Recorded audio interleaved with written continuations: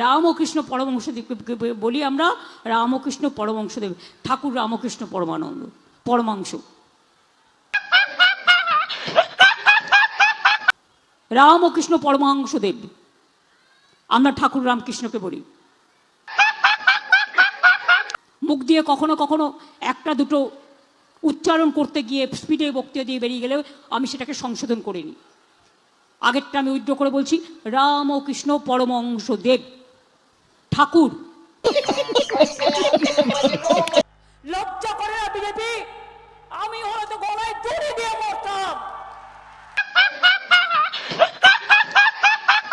মনে আছে?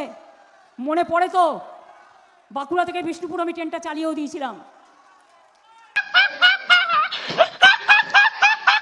তখন কি করো? কাঁচা কলা খাও না বিজেপির পাকা কলা খাও? চাইলে ভোট তো দেবেন না, বিচুটি পাতা পকেটে করে দিয়ে দেবেন।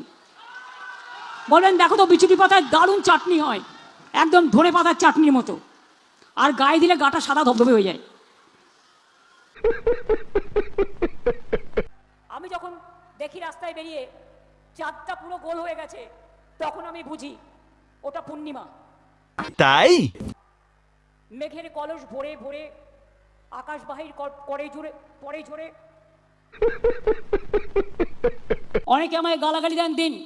মানুষ জানেন আমার প্রায় 145টার বেশি বই বাজারে বেরিয়ে গেছে। ঠিক বলেছো। ওদের বলবেন হাতে কালি মুখে কালি, বাংলা থেকে পালিয়ে এলি। ভোটের দিন যদি আপনাদের আটকায়, আপনার বাড়িতেও ঝাড়ু আছে, আপনি রাস্তাঘাটটা পরিষ্কার করতে যাবেন, করতে যাবেন।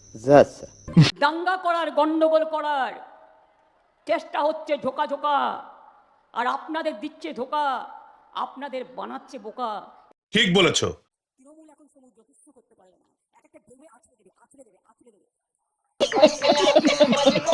তৃণমূলের সব খারাপ, আর ওরা একমাত্র ভালো না, শয়তান। অসুস্থ রাজাকে জনগণ কতদিন সহ্য করবে? রাজা যদি ও করে চিল্লায় এবং ভুলভাল বকে এবং ভুলভাল আচরণ করে, অসংস্কৃত আচরণ পায় রাজা। দিদি শুনতে পাচ্ছেন? আপনার গভর্নমেন্টকে নিয়ে না, রাজার গল্পটা নিয়ে কথা বলছি। রাজার গভর্নমেন্ট তো